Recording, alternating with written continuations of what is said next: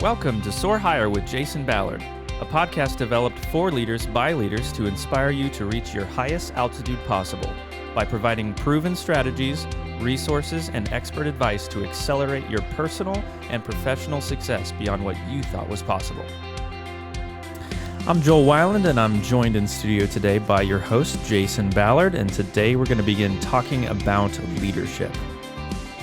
Well, welcome to the show, everybody, and welcome, Jason. How are you doing today, sir? Man, it's another great day, Joel. How about you? I am doing great. It is another beautiful day. Last episode was our very first inaugural episode, and we talked a little bit just about the importance of coaching and how everyone needs a coach. And there was one really specific concept that just kept coming through, and that was the concept of leadership. And that was something that you spoke very passionately about. And so I thought that maybe we could just sit in that a little bit and talk overall just about the concept of leadership, kind of from a large 30,000 foot view. And then I'm sure we'll be able to explore lots of different areas about what leadership looks like practically in the business sphere going forward. But just to begin, let's think about leadership and what leadership affects and has to do with just in the world around us in a large scale. So you had mentioned, and we had talked about some things even leading up to today's recording, but where do you see the importance of leadership and just kind of the prevalence of leadership in the world around us? Yeah. Leadership is something, it's like this vague word that people just throw around. It is, isn't it? Everybody's a leader, regardless of where you are, what you're doing. There's this assumption that you're this leader. And the question is, well, what are you really leading? And how do you know you're a leader, a real leader, a leader of leaders, right? Yeah. And so today, I'm excited to kind of break this down. This is my favorite topic of all time. I am so passionate with leadership, love it. I've studied it for, close to 30 years, and I've figured out a few things, still got a lot to learn like most of us out there, but leadership affects all of us. If you really sit back and you think about some things, you kind of find a quiet place and let all the craziness of the world kind of go by for a minute, and you think about leadership. Leadership is really one simple component of life that really impacts everybody in their life. Ain't that the truth? And so what do I mean by that? Yeah. Well, let's talk about leadership on a strategic level. World leaders. Look at our own country. We have a president, we have congressional leaders, we have governors and mayors and people, from a governmental standpoint. These people make very important decisions every single day. What happens if you get somebody in there that's not a strong, seasoned leader? Decisions they make, things they do can have very dire consequences, and it can affect us all. They're affecting our economy. They're affecting our health. They're affecting, everything that goes on, the world that we live in, the laws that we live by. Our American culture and society is really being shaped by leaders that are trying to come together, do the right thing. Sometimes they do, sometimes they don't.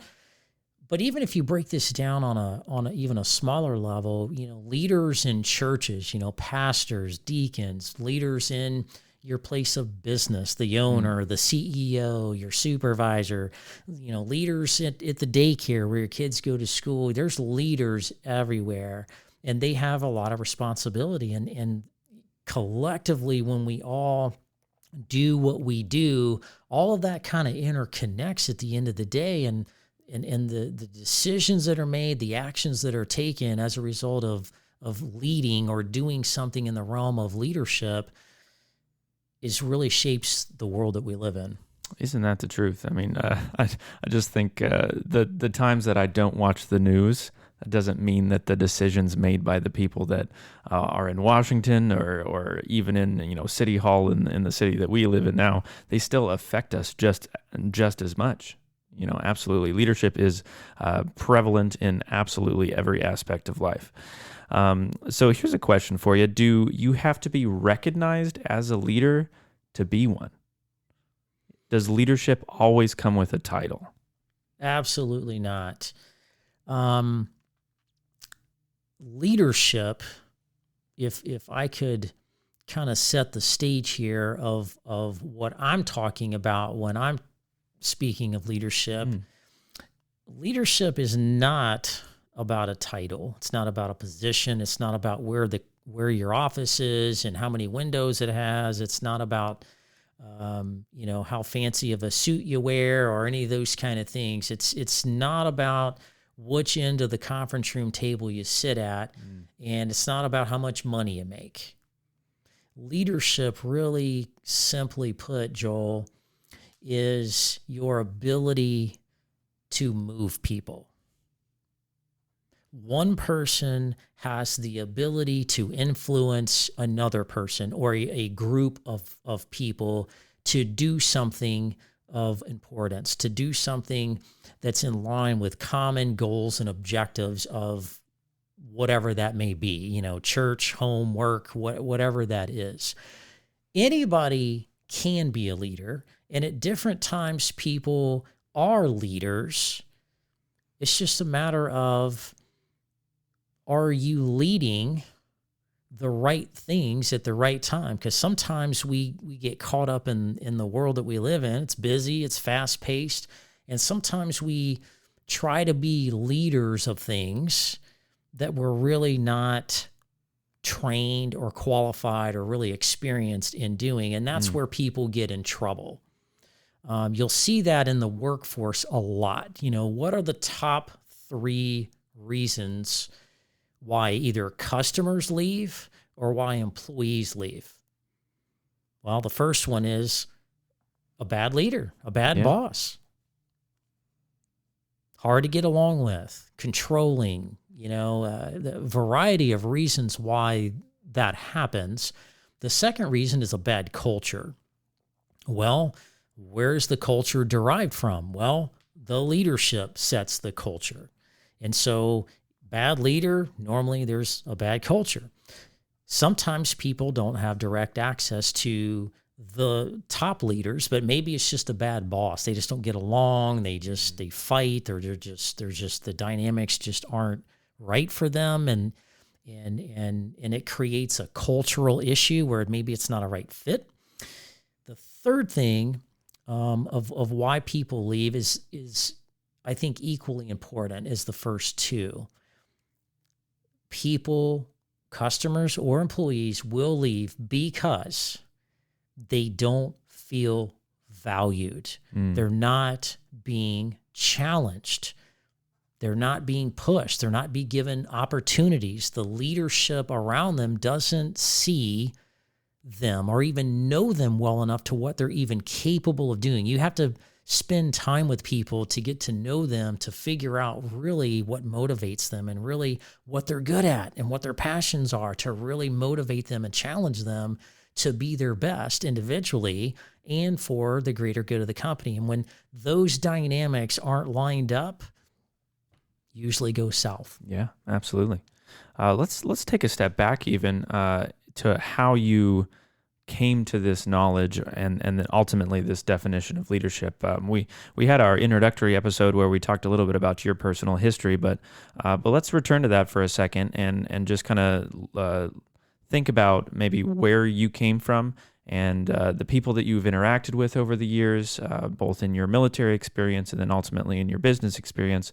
But where and how did you come to that definition of leadership just through your own personal life?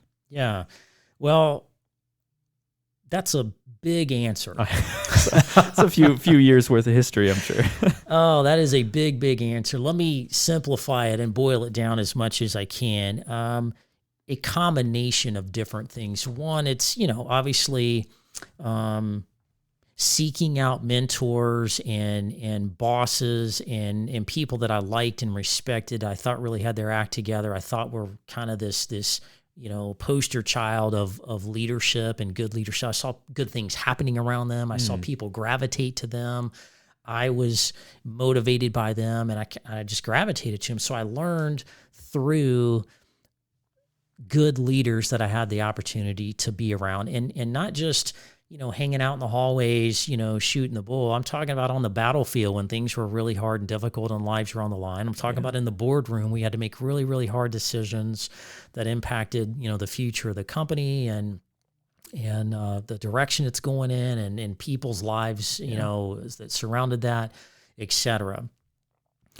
I also learned by people I came into contact with that I didn't like, I didn't connect with, I didn't think were good leaders, people that demonstrated, hollering and yelling and mistreating people, and they didn't really understand the art of leadership. And so I saw quite a bit of the wrong things to do, and I made a note to myself, put that in my toolbox, not how I think that should be done, and I'm not, I'm gonna do everything in my power not to do that. Yeah.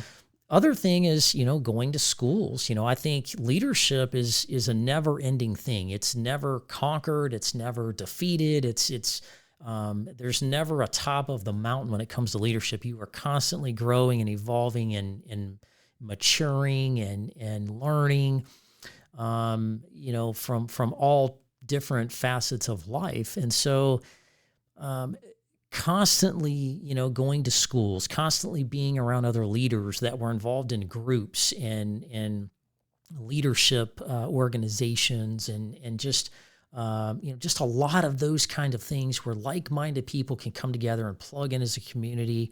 I learned a lot by studying. I have studied, oh my gosh, countless leaders, hundreds of leaders on my own, reading biographies, reading leadership books, reading business books and organizational culture. I'm like a sponge to this stuff. Yeah. I look for it everywhere, and everywhere you look is a lesson in leadership. You just have to know what to look for. So it's a combination of all those things over a period of time, plus my own experiences. When I'm out there leading, I led 12 different organizations over, my 30-year career. And the largest one was around 1,000 people.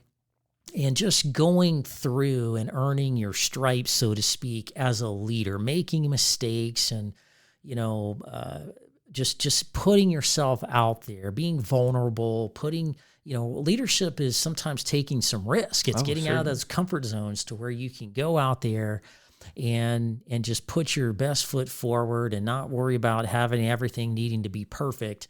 So through all of those things and in the winding roads I've traveled in my life, just kind of collected a lot of nuggets from a lot of those different things that kind of formulate my perspective on leadership. Absolutely. And this may be a dangerous question because I'm sure, 30 years of history as well is a lot to go through. But what are some, or maybe even just one, who is the most prolific leader that you have ever physically known? Not necessarily obviously in an autobiography or anything like that, but just from your own personal life experience, what's the most prolific leader that you have ever met? Vern Putnam. Tell me about this Vern Putnam. Most people probably have never heard that name. He's, to my knowledge, there's not a book written about him, not a movie made about him, but he's one of the most powerful and influential leaders I have met. He is uniquely different than anybody I've met. And I've been around a lot of, politicians, 4-star generals in the military, business CEOs, a lot of different people. And there's a lot of great leaders, but he just stands out, completely stands out from everybody that I've met in leadership roles. And here's why. His ability to connect with any person on the face of the planet. He's got such an easygoing personality. This particular person, I'll give you a quick overview. He was a Chief Master Sergeant in the Air Force, which is the highest enlisted rank you can go. I've seen him do things in ways that I've never seen another enlisted person do that, which is very, very powerful. I've seen him go create his own business to a multi-million-dollar technology business with the government and in corporate America. Everything he does is successful. Why? It's really rooted at the heart and soul level. He just is a down-to-earth guy from a country town in Mississippi that grew up with humble beginnings, stayed humble, stayed focused on his faith, very calm, very cool under pressure, and just can walk up to anybody, anywhere, strike up a conversation, and connect with them in a genuine, sincere, deep level in a matter of minutes. People, when you deal with him, interact with him in one form or a fashion, whether it's in a good way or you messed up and he's got to counsel you a little bit on something, you walk away from it feeling like a different person. Yeah. He just has that ability. It's his natural God-given talent that he gave this man to people. You feel like he genuinely cares about you, and he does. Wow. That's really interesting because I guess to answer that same question, the leader that I had in mind, his name's Michael. I won't share his last name just because he very much appreciates his anonymity in certain areas. But he is essentially a spitting image of that. He was just able to connect with me. This was a gentleman that I knew during my undergrad, and he was just able to connect so well. Essentially by just asking questions. Like he was almost 40 going through the college that I was at. So he was obviously older than the majority of the rest of the student body, but he was still so humble and willing to connect and influence people that were not exactly like him. He had come from an extremely well-known background. He grew up on I believe the West Coast, and was the editor of a really famous magazine. He had a Ivy League education. He was a concert pianist and just quite the prolific individual just in who he was. But then ultimately, he was just the best leader that I ever ran across. He was able to motivate people in a way that I never saw. He was able to inspire people in a way that I never experienced before. And he did just a lot of things influentially to even just how my little 19-year-old brain was working at that point in my life, and really was able to have me in a healthy way question a lot of presuppositions and maybe even misconceptions that I had from growing up. I don't even know where this guy is right now. I think he actually changed his name for the purpose of anonymity because he had a movie made about him, actually. Oh my gosh! And I have zero idea where this gentleman is right now. But his impact on me has been I assume will be lifelong, just in the way that he was able to do that. So let's talk about maybe the opposite a little bit. Leadership is inspiration. Leadership is encouragement and motivation. But there's a lot of things I think that people think leadership are that aren't. So in your just experience in the military and then after in the business sphere, what are some misconceptions that people have about leadership? Yeah. In the workplace, especially, is vastly different than personal life. If you go to church and you do things, people are there and they tend to be humble, and they're just contributing, giving to the church and teaching Sunday school and watching the kids or whatever they do. In their neighborhoods, they contribute to the better neighborhood and pick up trash and go to neighborhood meetings and walk around and do neighborhood watch, and everybody's a team, and, they're kind of leading, things, keeping an eye on things. But if something happens in the workplace many, many times, when people are really, really good at something, they may be the best technology guy or the best manufacturer or the best whatever. And what tends to happen? Really good, high-performing people get promoted, right? Good success is rewarded with more opportunities for more success, right? So, Joel, you killed it this week. You're kicking butt, took names, and we're going to promote you to a supervisor of all the people that do what you do. And Merry Christmas, right? Yeah. More good work is rewarded with more good work, and that's great.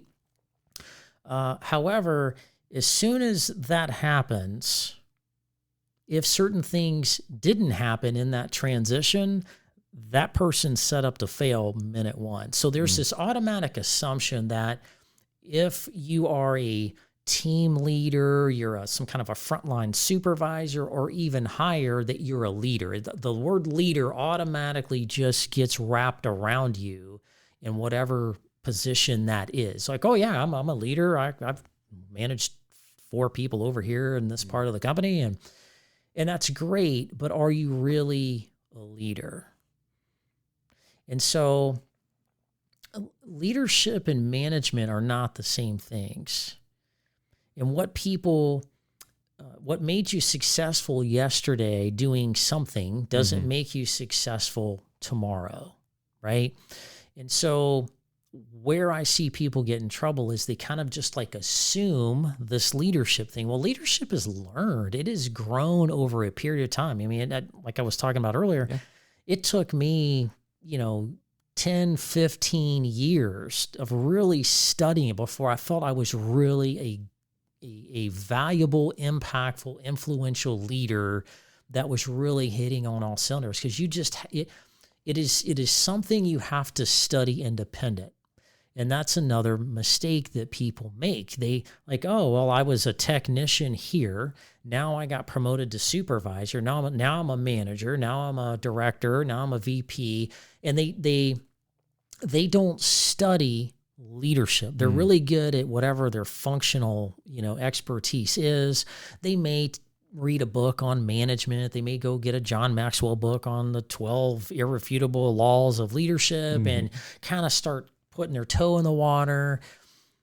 You have to, when you become a real leader, you have to focus on leadership as it's its own separate discipline. When you become a leader, you're not everything else. You're not the supervisor anymore. You're not the person that takes care of the equipment anymore. You're not the person that's counting all the beans in the budget anymore.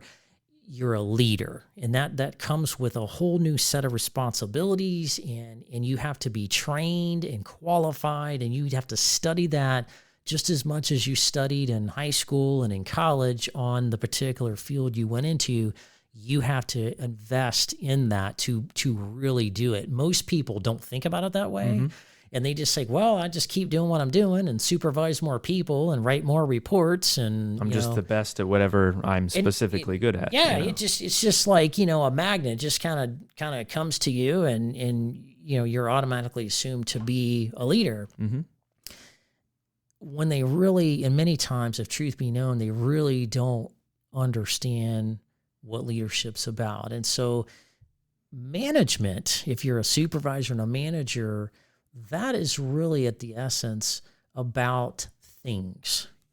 It's about budgets. It's about equipment. It's about resources. It's about getting people to work on time, getting them to perform, getting them to, do their jobs.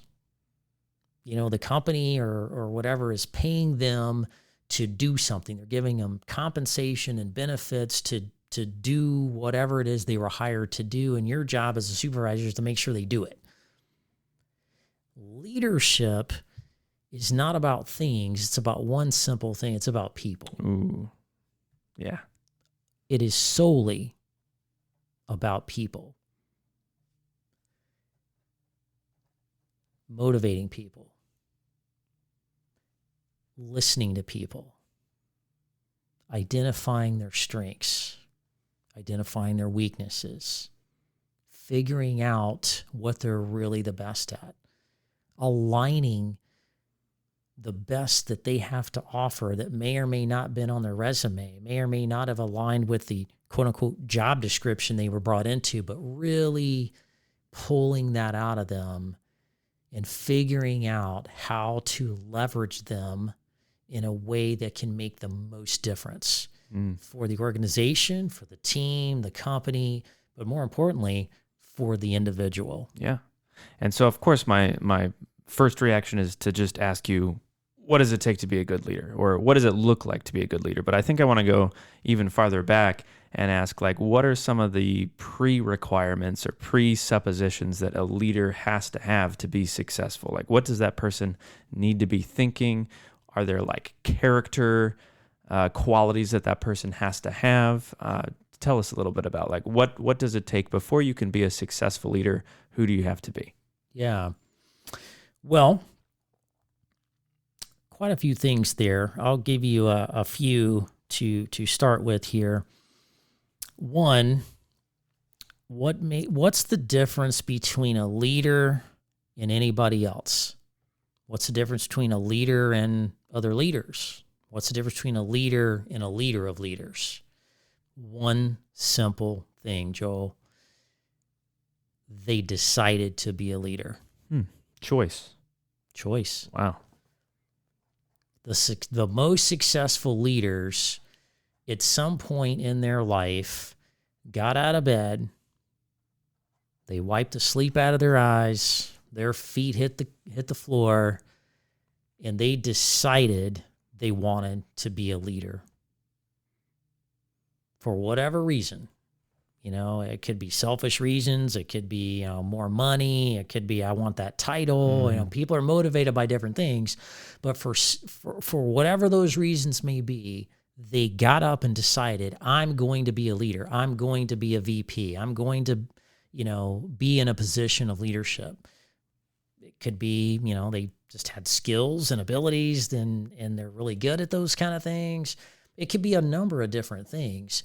But regardless, they decided they were going to get up and be a leader that day and that day going forward. Wow. So I guess a dangerous question is, why did you decide that you wanted to be a leader? And I'm sure that's peeking back into, 30 years of history again. Well, as a leader, leaders succeed because they're able to simplify things. And so I'll kind of eat my own dog food here and simplify this complicated answer. Quite simply, vision. Even at a young age, working in my dad's company, construction business that he had, while that was great, for whatever reason, I didn't have a burning desire to take over the company and run a construction company. Yeah. I had, the good Lord had implanted in me a bigger vision. There was a purpose for me that took me a while to figure out what that was and what these gifts, talents that I was blessed with was. Yeah. So I can use them in the best possible way in the world that we live in. And so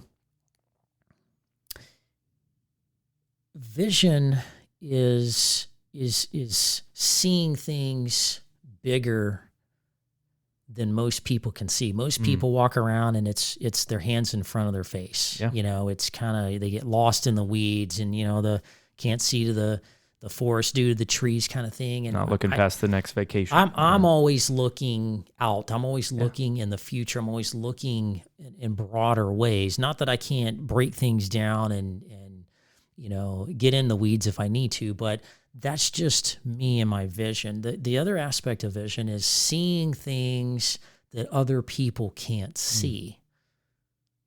They just sometimes can't see those things. And so when you can apply those kinds of things in the world and impact people and see that the good that you're contributing is making a difference and changing the trajectory of people, changing their confidence, changing their mindset on what they can and can't do in the world, that's powerful. And I'm motivated by that. I'm inspired by other people because I think we need more people to maximize their potential in the world for our country, even the world as we know it, to be better. Yeah, absolutely. So let's take this into the business sphere and just simply ask, what are some marks of good and potentially even bad leadership in the executive space. Yeah. So I'll answer a question with a question. Yeah. Think about a time, Joel, where you were somewhere, doesn't matter where, personal, business, be bopping around town, wherever that is. Think about a place you've been where you walked in and you thought to yourself, this doesn't seem good. Absolutely. Anything pop into your mind about that? So, I mean, I guess just to not completely skirt past the last couple of years, just through the whole COVID pandemic, I feel like there have just been a lot of breaking of the normal societal, I would almost say normalcies. So the way that things are supposed to work don't work the way that they used to. The United States Postal Service does not work the way that it used to. Department stores don't work the way that they used to. Restaurants don't work the same way that they used to. So yeah, absolutely. There's been so many areas, even within just the last few years, where I've seen systems and processes, and I would assume people not functioning the way that they should. Does that answer your question? Yeah. So what at the end of the day does all that go back to? If things aren't normal, if things aren't working smoothly or efficiently, or as you've set expectations in your mind for, where is that really rooted though? Man, I would absolutely say leadership. Yeah, the leadership of whatever location or business or company or administration that's there. It's absolutely a breaking down of leadership. Anywhere you go, whether it's a church or a restaurant or a boutique or wherever in life you go, and you look around and the service isn't good, people aren't greeting you, there's not enough staff, people are upset, people aren't smiling and saying thank you, and you can just tell when things are just not running smooth. And you think about, wow, and people, especially now with COVID, they make a lot of excuses. Oh, we just can't find good people. Oh, this is going on. They'll come up with some excuses, and they're probably valid, of course, right? The world is not easy today. However, at the end of the day, it all boils down to leadership.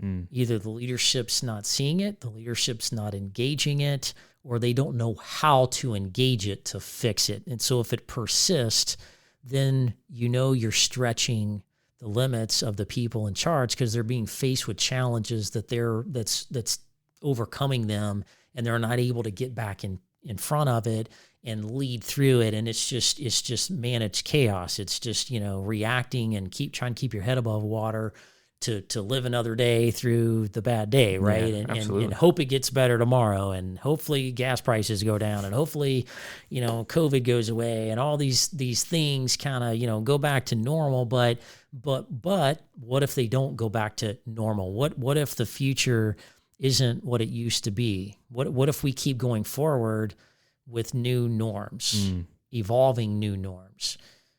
Well, therein lies a challenge as a leader. How are you going to lead through that? Yeah. Can you lead through that? And if not, where are you going to go for help?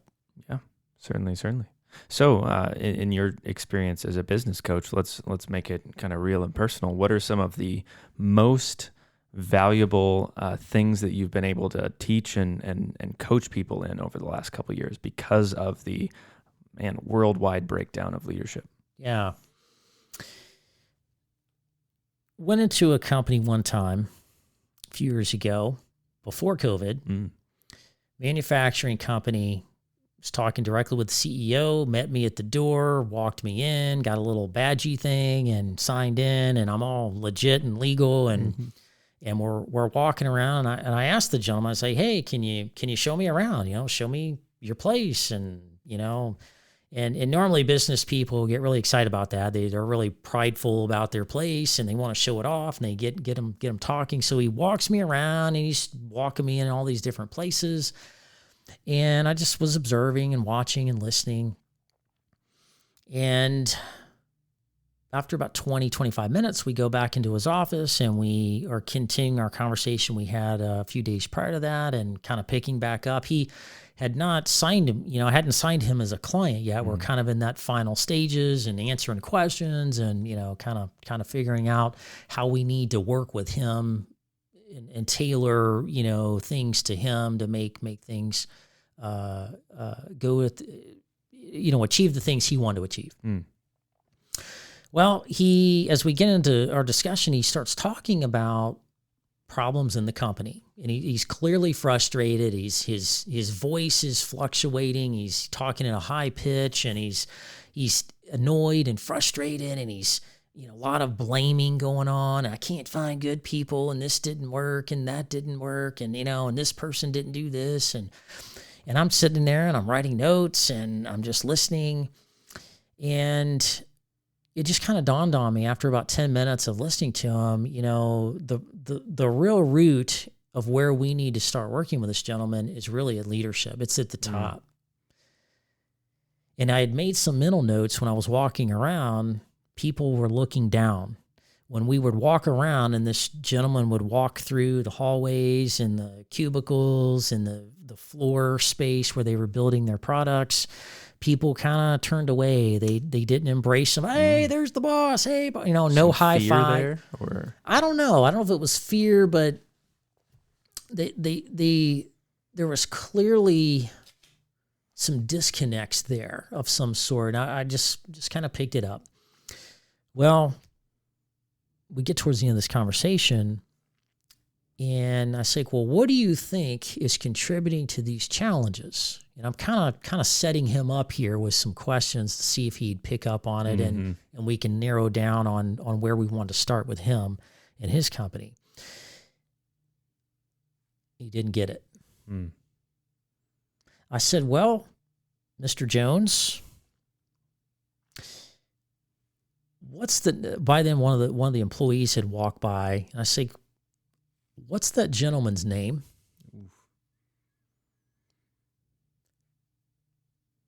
Now, bear in mind, this company had 500 employees. Yeah. Employee walks by. He didn't know his name. I was like, okay. I said, well, answer me one more question if you wouldn't mind, sir. If I walked around your facility here and I talked to 10 people, just ask them how their day was going, and I asked them, what are your top 2 frustrations that are causing you the most pain, that if we could take those off of you, would make you, give you the ability to do your job to the best of your ability and achieve the things you need to achieve, that the priorities of the company. What would those 2 top frustrations be if I went around and asked 10 different people? And he sat back in that chair and he thought about that, and I could see the wheels turning, like, okay, this guy's on to me. Where's he going with this? So I'm afraid to answer the question now. He didn't know. I could just see all these gears turn. And he says, well, it could be a number of things. And he tried to talk around. It's like, no, what do you think the top 2 things are? Just pick 2. He couldn't do it. I was like, well, you ever walked around and asked people those kind of questions before? Well, the root of the story is no, he had not. He was a good man. He cared about the people, but he was very much disconnected. He was busy being busy and busy doing the things that he wanted to do and gravitated through that. But there was all these other needs of the company, leadership, culture, leaning into them, growing to that, helping them solve problems. When I started working with them, what I found was a lot of frustration. And so that frustration created silos. People were working in their little world of people that they got along with in the company and fought with the other people in the company they didn't get along with. And it really caused them to be inefficient. There was a major lack of communication from the top down and even laterally between the teams. And, it all centered back to leadership. It all centered around how they built that culture. And there was a disengagement there. And I was like, well, and then this is where he signed me. I said, well, sir, how do you've complained about your people and they don't want to work 40-hour weeks and they come in to work late and, you've told me about some of these challenges. I said, well, how do you expect everybody in your company to be 100% engaged when you're 50% engaged from their perspective? Yeah. Wow. And when I said that to him, it was like I hit him in the face with a ball bat. He did not know what to say. He just sat there like light bulb moment. We started working together in a short amount of time. We worked on the leadership and building that team and getting that energy going again and building the trust, people felt safe to bring things up. People problem solve together and felt like they had some stake in what was going on and how things were getting done versus being kind of dictated to. And so powerful story. Yeah, that is an awesome story. Wow. So I suppose the big question then is, what are the marks of a good leader in the business sphere?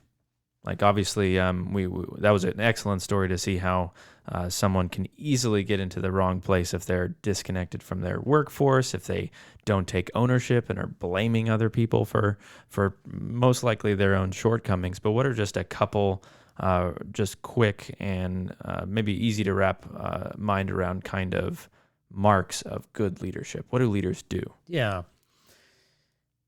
Very simple. You can't lead others if you can't lead yourself. What do I mean by that? Are you grounded? Are you humble? Do you have the ability to listen? Are you developing yourself? Do you even know who you are? Are you even confident in who you are? Do you even know your strengths and your weaknesses? How you make decisions, why you make decisions. Are you balanced? The best leaders I know are the most balanced leaders. If you're not balanced in your personal, professional life, spiritually, mentally, psychologically, all these different domains, you can't give away what you don't have. Yeah. And so you've got to build, the tank full of the things that you need to fulfill yourself and lead yourself, lead your family, lead, your immediate world around you before you can go out and lead other people. So that's really step one. Step two is connect with people. Yeah. Listen to those people. As John Maxwell, the great leadership author of the modern era, will put it, people don't care about your title. They don't care about how cool you are, or what kind of cool clothes you wear. They don't care anything about you until they know how much you care about them. If people don't think you care about them, you don't talk to them, you don't include them in decision making, you don't ask for their opinions, you don't value their expertise and what they bring to the table, and they're just there to punch a card and do their 9 to 5 and go home, you're not leading. Yeah. You told a really, at least for me, impactful story in our first episode about a gentleman that had just not necessarily lost interest in his company, but he was just slipping. And it was mostly to do with just things happening at home, just like deep tragedy and stress and just a bunch of stuff that was not happening at work. So I guess my question is how, if I want to be a good leader, how important is my home life? How important is the stuff that doesn't happen from 9 to 5? And how will that directly affect my leadership ability? Well, there's a saying in business, there's no such thing as a business problem that's not rooted in a personal problem. That could be insecurities. That can be a lack of confidence. That can be fear. fear of change, fear of losing control. There's so many things that could impact that.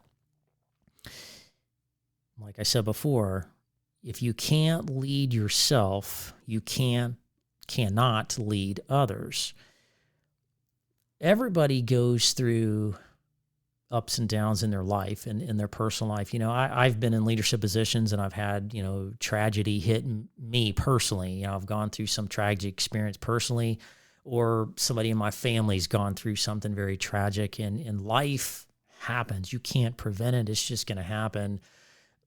But how you respond to it, how you lead through that, the values and the principles that you live by, staying rooted and grounded in you no matter what is happening in your life, so you can understand where you are in that process and be able to connect with the people and the things around you, the resources around you, to help you navigate through that. Everybody needs help. Everybody needs something from somebody at some point in order to be successful. The good leaders are not afraid to ask for help. They'll put their egos aside. They'll put their pride aside. They'll put their, whatever aside, and just say, hey, here's where I'm at. And something very, very powerful I learned from a member of church as we went through COVID. This particular pastor of one of the fifth largest churches in America, who's now retired, but came back to the church a year later during COVID to be a guest speaker. Again, he led one of the largest churches, most profound churches, impactful churches in America. Solid Christian man, admitted to everybody in public, aired across the waves, across the world. For the first time in his life, he started going to counseling. Mm-hmm. And I was like, wow, that is a true example of a leader. Yeah. One, to admit he was going through some things in that time of his life. He was going through some very personal hardships. But to be humble and then to ask for help and then to talk about it openly, I thought was very, very powerful example of what I think real leadership is. Yeah, absolutely. Man.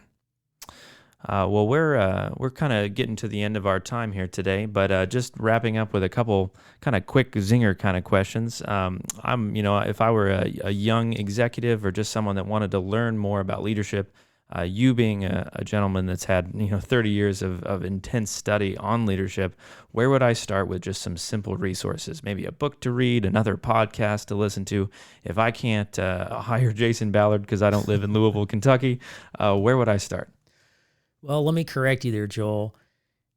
I coach people all over the world. You don't have to be in Louisville, Kentucky. That just happens to be where I lay my head at night and where my family is. But I coach people all over the world, and of all sizes, shapes, businesses, and individuals as well at different stages of their career.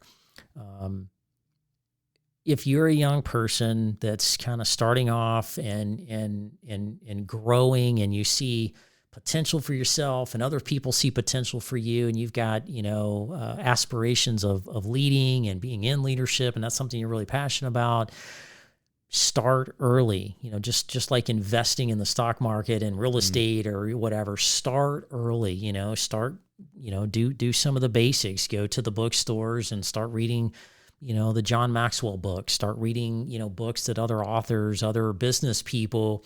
I learned a lot from Fran Tarkenton, the ex-football player, went to college at Georgia and then played for the Vikings for many years. He had a book about failure and being okay to fail, and how failure is a good thing if you leverage it the right way. And I learned a lot from those kind of things.